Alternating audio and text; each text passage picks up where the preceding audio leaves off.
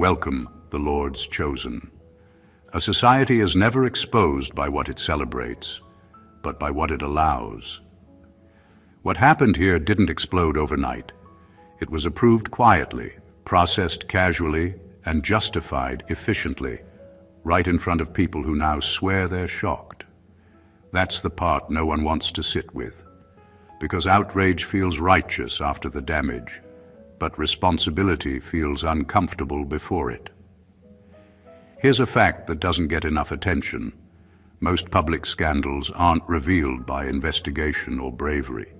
They surface because the cost of silence finally becomes higher than the cost of speaking. Until that moment, systems don't correct themselves. They wait, they watch, they calculate. And while they're doing math, someone else is paying the price. What makes this situation unsettling isn't just what was done. It's how many people signed off on it without ever signing their names. Policies were followed, procedures were respected, heads nodded, papers moved. Everyone stayed professional, which in many rooms is just a polite word for emotionally unavailable. Somehow it was perfectly acceptable to say, "This is fine," while everything very clearly was not. Now the community is outraged, demanding answers, drawing lines in the sand like they just arrived. Suddenly, memory improves. Voices get louder, statements get longer. Funny how clarity shows up only after consequences bring a microphone. It's like watching people discover a fire alarm after the building smells like smoke. And yes, there's a strange humor in it, because nothing is more predictable than collective surprise. The same crowd that once shrugged is now furious. The same system that called it necessary is now calling it regrettable. Apparently, hindsight is not just 20/20, it's extremely confident. This isn't a story about chaos. It's about permission, about what was considered acceptable when no one thought it would be examined, and about why what was done to you wasn't just okay in the moment, but quietly agreed upon, until agreement became too embarrassing to defend. That's where this begins. Number one, they approved the damage because it benefited them. What was done to you didn't slip through the cracks. It passed through hands, conversations, and quiet approvals. Someone looked at the harm and decided it was acceptable because it made their life easier. Maybe it protected their position. Maybe it kept the peace. Maybe it avoided paperwork, conflict, or accountability. Whatever the reason, the damage served a purpose. And that purpose mattered more than you at the time. People like to believe harm only happens when someone is cruel. That's comforting, but it's rarely true. Most damage is approved by people who don't see themselves as villains. They see themselves as practical. They tell themselves it's temporary, manageable, or not their responsibility. They convince themselves that you'll be fine because dealing with the problem properly would require effort they don't want to give. There is a strange honesty in how systems work. If something continues, it's because it's useful. Your suffering reduced friction. It kept routine smooth. It allowed others to move forward without slowing down to do the right thing. You became the cost that made their version of order possible. And as long as the benefits outweighed the discomfort of acknowledging you, the approval stayed in place. What makes this hard to swallow is that no dramatic decision was needed. No meeting titled "Let's harm someone," just small permissions stacked on top of each other. A shrug here, a delay there, a choice to look away. Each one felt harmless on its own. Together, they formed a clear answer. This is okay to do to you. The outrage now doesn't erase that truth. It only proves the benefit has expired. Once the harm stopped being useful and started becoming visible, inconvenient, or embarrassing, the approval vanished. Suddenly, it's unacceptable. Suddenly, people are concerned. Not because the damage changed, but because the payoff did. That's the brutal part. Your pain wasn't ignored by accident. It was tolerated because it worked. And understanding that is not meant to harden you. It's meant to free you from the lie that it was ever about misunderstanding. It wasn't. It was about advantage. Number 2, the outrage came late because the community needed proof, not truth. What you shared early on was already enough. The facts didn't change later, and neither did the impact. What changed was how safe it felt for people to agree with you. Truth, on its own, rarely moves a crowd. Proof does, especially the kind that protects people from being singled out or blamed. Until then, your experience stayed in that uncomfortable space where believing you required courage. Most communities don't respond to what is right. They respond to what is undeniable. As long as there was room to doubt, reinterpret, or downplay what happened, people used it. Not because they truly believed you were wrong, but because doubt gave them cover. It allowed them to stay neutral, and neutrality is the most popular position when standing up has consequences. There's also the fear of being early. Being first to speak up means being exposed. It means risking reputation, relationships, and belonging. So people wait. They watch reactions. They count numbers. Once enough voices rise at the same time, outrage becomes safe. Suddenly, it looks like integrity instead of rebellion. That's why the anger feels delayed and performative. It didn't grow naturally from empathy. It arrived after confirmation. Screenshots surfaced. Patterns became obvious. Others spoke up. Now there was evidence heavy enough to carry collective agreement. Only then did people allow themselves to feel angry out loud. What hurts is realizing the community didn't need more truth from you. They needed protection for themselves. Proof isn't about clarity. It's about safety. It lets people say, "I believe you," without admitting they hesitated when it mattered most. This delay doesn't mean your truth was weak. It means the environment was.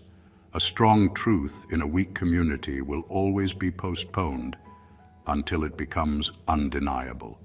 And by the time outrage arrives, it often congratulates itself for showing up, ignoring the fact that it arrived late to something you had already lived through alone. That's the quiet betrayal in delayed outrage. It pretends to be justice while avoiding the responsibility of timing. Number 3, you were used as a testing ground for what people could get away with. What happened to you wasn't random. It wasn't an isolated lapse in judgment. You became the experiment, an unspoken measure of how far people could push limits without consequence. Before anyone else, before the rules were written clearly, before public eyes were watching, they tested the boundaries on you. And they watched closely, taking notes, adjusting their actions based on how you reacted, how far you would tolerate, and what would be ignored. Being the first target isn't flattering. It isn't proof of resilience or importance. It's proof that the system, or the people in it, saw you as expendable. You were the canary in the coal mine. They didn't need your approval, your comfort, or even your understanding. What mattered was your response, because it dictated what could be done to others in the future. What's insidious is how calculated it was. Every small concession, every ignored complaint, every delayed acknowledgement was a data point. They watched to see if your endurance would normalize the harm. They observed if your silence could be interpreted as consent. They measured whether your discomfort would ripple outward or be absorbed quietly.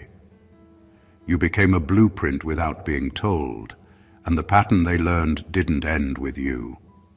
The cruel irony is that surviving it doesn't erase its purpose. You weren't chosen because you could handle it. You were chosen because your suffering was invisible enough to be useful. And when systems or people see usefulness in someone's pain, empathy is always secondary. This understanding doesn't make the injustice smaller. It exposes the mechanics behind it. It explains the cold efficiency of the harm. It reveals why accountability felt absent. You weren't alone by accident, you were first. An understanding that truth is terrifying but powerful. It allows you to see the design, to recognize the manipulation, and to stop being a template for what others might try next. You were tested, but you survived the experiment. And surviving the experiment gives you insight that the system never wanted you to have. Number 4, the rules were bent because you weren't seen as protected. The moment someone decided it was okay to let this happen to you, it wasn't about breaking rules. It was about bending them in a way that suited their convenience. You weren't considered someone the rules existed to protect. Not because you didn't deserve it, but because no one around you claimed the responsibility to enforce it. Protection isn't automatic, it's selective, and in your case, you weren't on the list. Rules are often praised as rigid, unyielding, and absolute. In reality, they are elastic, and their elasticity is determined by who benefits when they stretch. People in power, or even just those with the courage to define limits, decide who gets the full weight of protection. You weren't given that. You were the variable, the exception, the one whose well-being could be compromised without demanding consequences for anyone. The rules were there, but only as a suggestion when it came to you. Bending rules doesn't look dramatic at first. It's small decisions, quiet approvals, and subtle dismissals. That's not usually how we do it, muttered in passing, a delay in response, a side glance that avoids full accountability.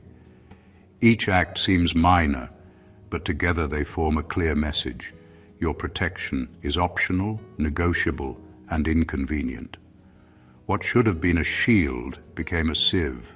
What's worse is how easily this gets rationalized. The people who bend rules for convenience convince themselves that it's fair. They tell themselves you'll survive, adapt, or understand. They forget that rules exist for a reason, to prevent harm, not to measure how much someone can tolerate. When someone isn't seen as protected, the system stops functioning for them.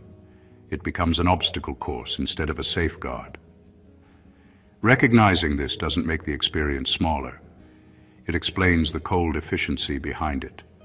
You weren't ignored by accident. The rules weren't broken because of carelessness. They were bent because you were deemed expendable. And that's a truth both cruel and clarifying. Understanding it gives power back to the one who was sidelined. It exposes the gap between what should protect and who gets to be protected. Number 5, your endurance was mistaken for consent. One of the most insidious things about what happened to you is how your strength was used against you.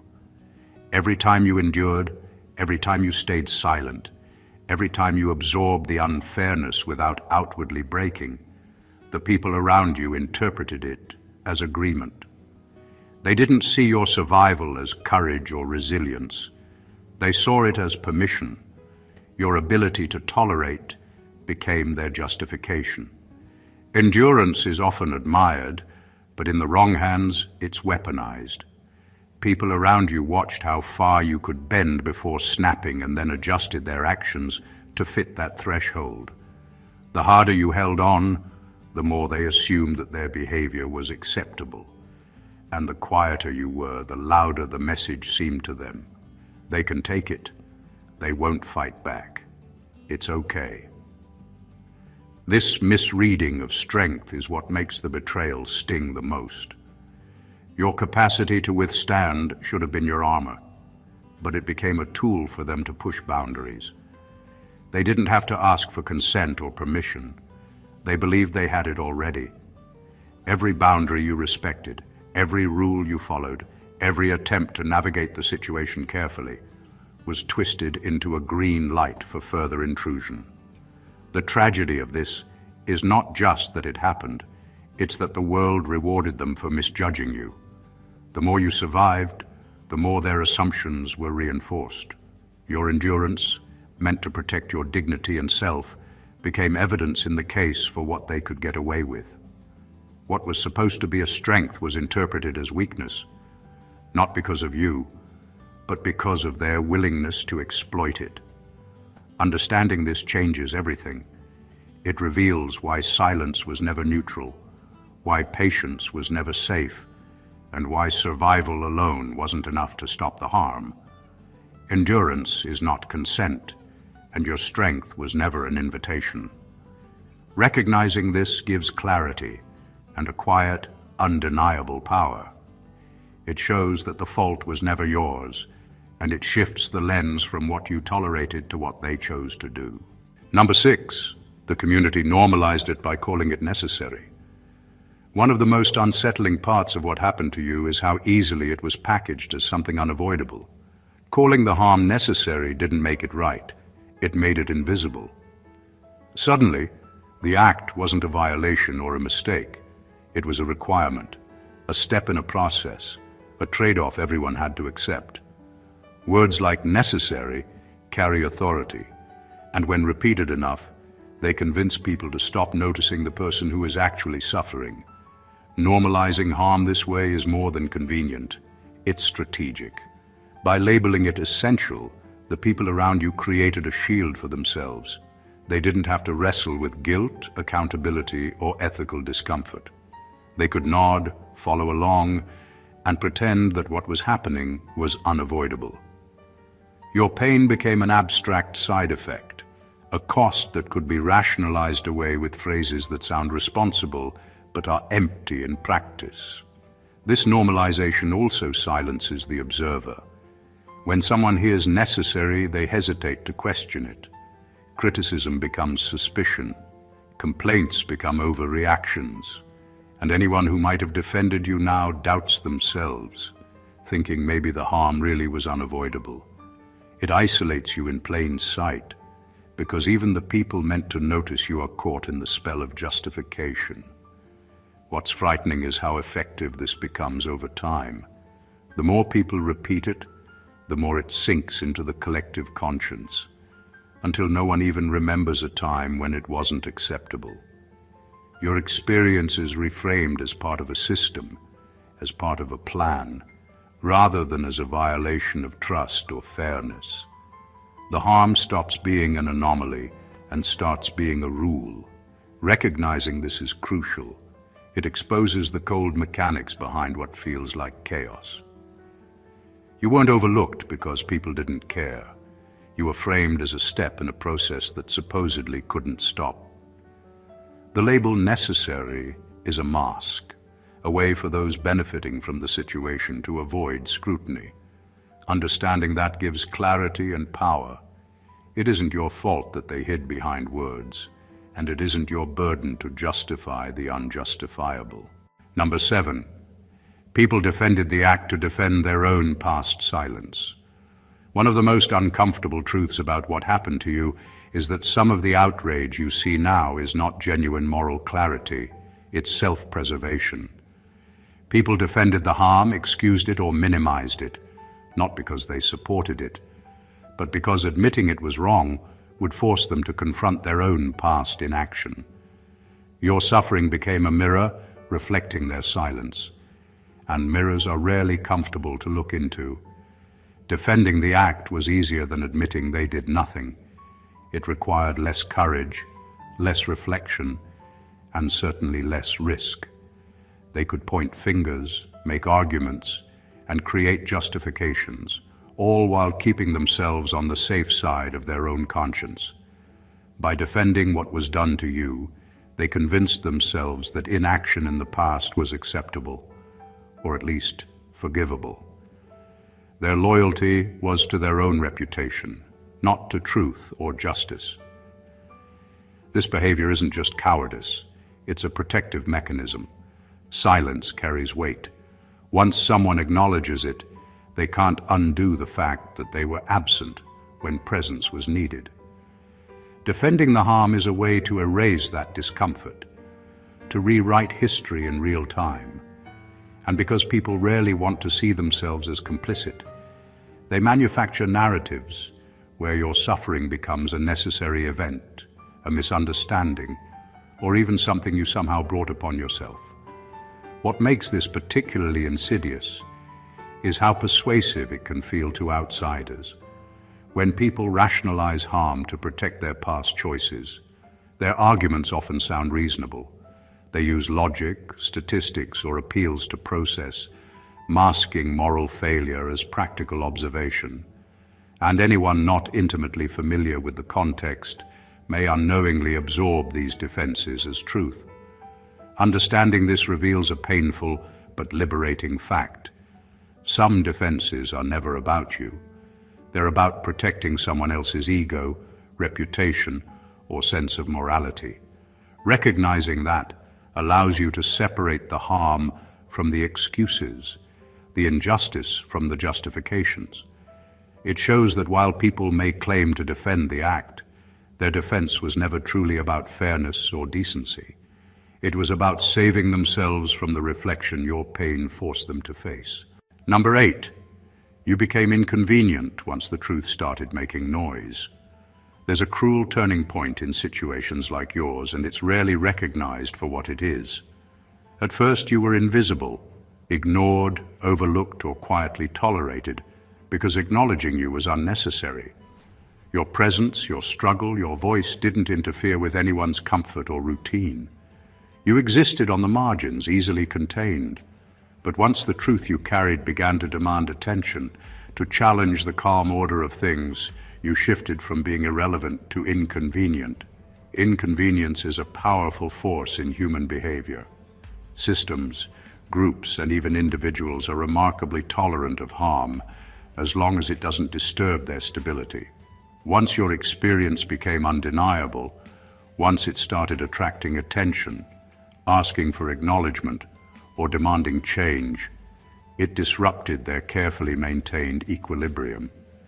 Suddenly, the same people who ignored or tolerated the harm found it threatening.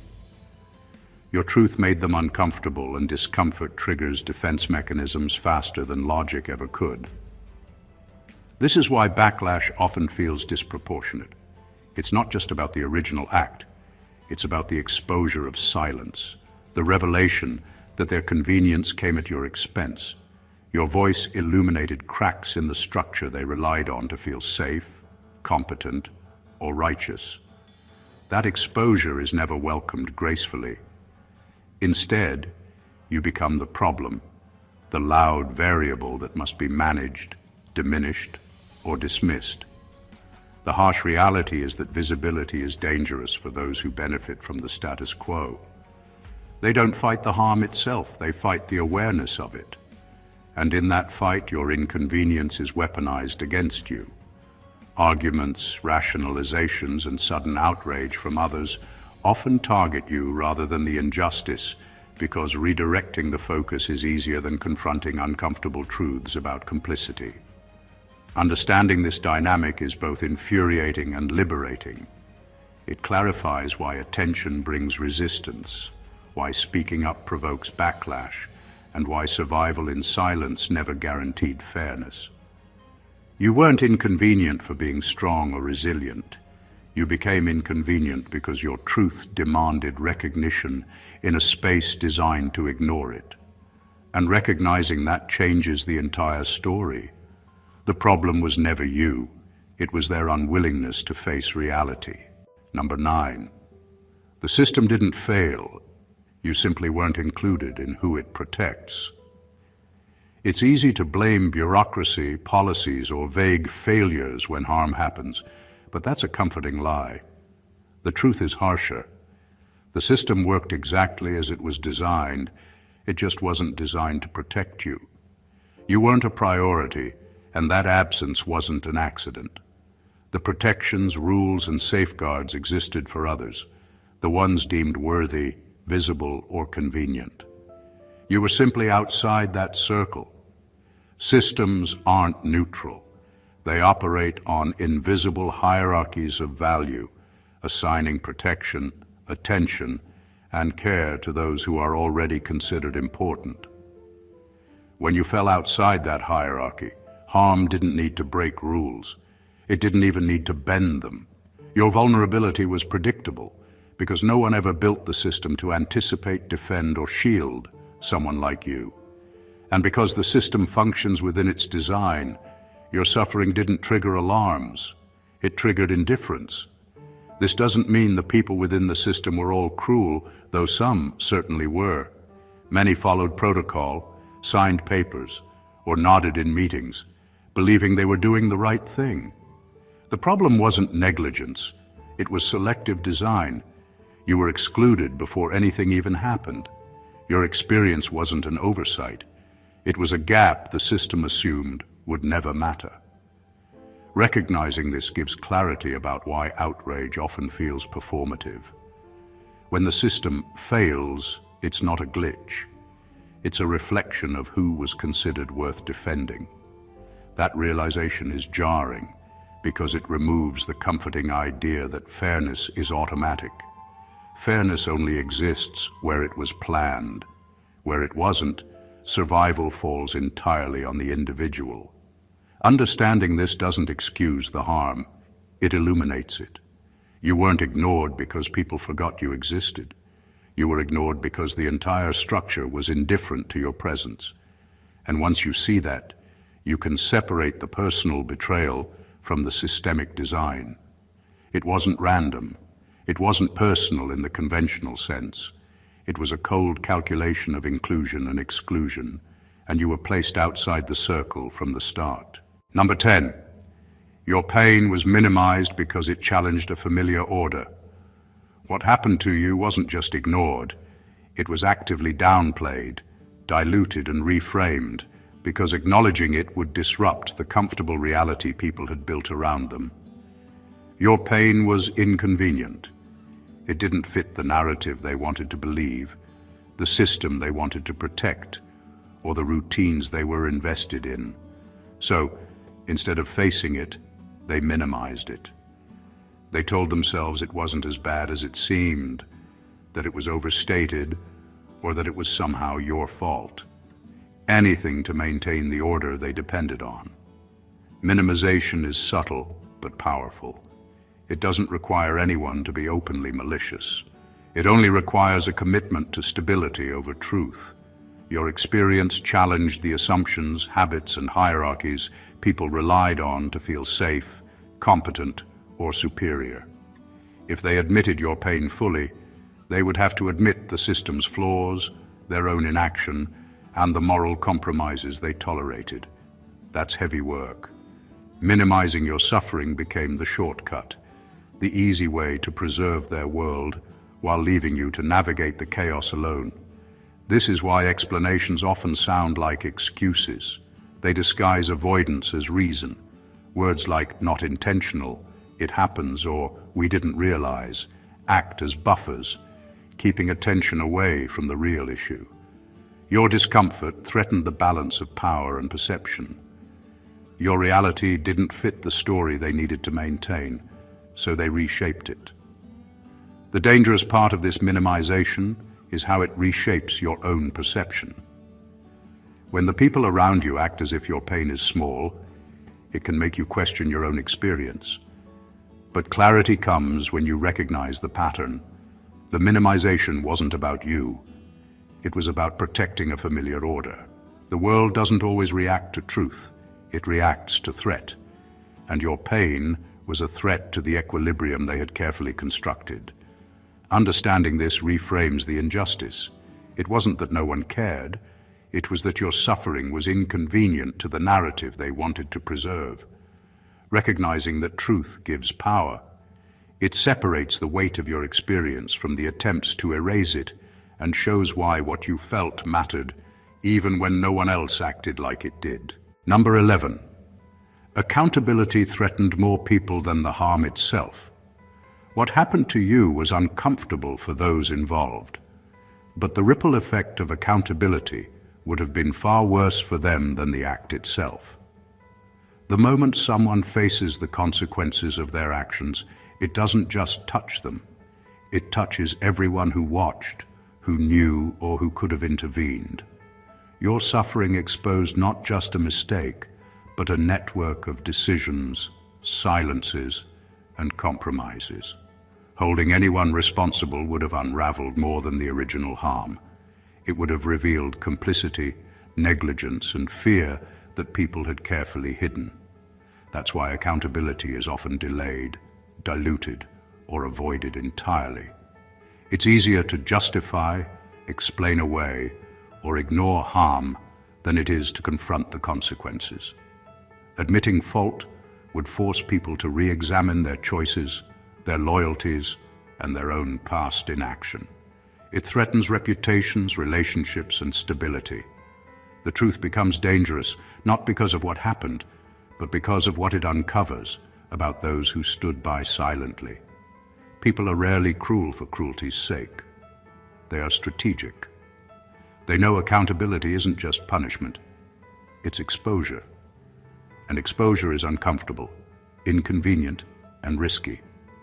So rather than facing it head-on, they let harm continue or minimize it, keeping the uncomfortable truth buried under a layer of politeness, rules, or rationalizations. Your pain becomes manageable only because confronting it fully would disrupt too many people. Understanding this flips the narrative. The problem was never only the act itself, it was everyone who allowed it to happen because facing it was too threatening. That's why outrage often comes late, why justice can feel performative, and why apologies often appear after the damage is visible to everyone else. It wasn't just your suffering on trial, it was the exposure of everyone who had chosen convenience over courage. Recognizing this gives you clarity. It shows that the weight of responsibility was always a threat to others, not to you. You weren't ignored because your experience was insignificant. You were ignored because truth and accountability were too threatening to the people who needed the system and themselves to appear intact. And that understanding is both infuriating and empowering. Number 12, they expected you to break quietly, not stand intact. From the very beginning, the people who allowed what happened to you assumed you would crumble under pressure. They believed that fear, confusion, or exhaustion would eventually silence you. Every step of the way, their actions were designed with that expectation in mind. Rules were bent, words were twisted, and small injustices were layered together, all under the assumption that you would eventually bend or break. They underestimated your strength, resilience, and refusal to let their convenience dictate your reality. This expectation shaped how they acted. They weren't just careless or indifferent. They were strategic. Every delay, every excuse, every subtle dismissal was meant to wear you down, to normalize the impossible, and to make survival feel like surrender. They assumed that persistence would lead to compliance, that endurance would become consent. And when you didn't comply, when you stood firm, it disrupted their entire plan. Your resilience wasn't just inconvenient, it was disorienting. The audacity of expecting someone to break quietly lies in the control it seeks. They rely on invisibility, on the hope that the harmed person will manage their suffering in isolation. That expectation allows them to operate without scrutiny, to maintain their routines, and to protect themselves from accountability. But your refusal to collapse exposed the lie. The system wasn't neutral, the harm wasn't minor, and your strength wasn't going to be taken for granted. Standing intact forces a reckoning. It forces the world to acknowledge what they hoped you wouldn't. It challenges assumptions, disrupts order, and unsettles those who relied on your silence as a form of permission. Your survival in full awareness doesn't just protect you. It reveals the extent of their calculations, the limits of their moral courage, and the gap between expectation and reality. Understanding this reframes the narrative of your experience. You weren't just enduring harm, you were defying an entire set of assumptions built against you. Their expectation of your quiet collapse was a measure of their convenience, not your weakness. By standing intact, you proved that the system, the people, and their plans underestimated one crucial factor: your refusal to be broken. Number 13. The outrage exists Because your experience exposed a pattern. What people see as shock, anger, or sudden indignation isn't really about the moment that affected you. It's about the larger pattern your experience revealed.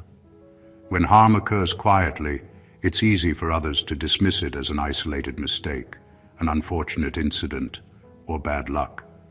But when someone like you speaks up, endures, and refuses to be silenced, the ripple it creates uncovers a truth that can no longer be ignored. This isn't random.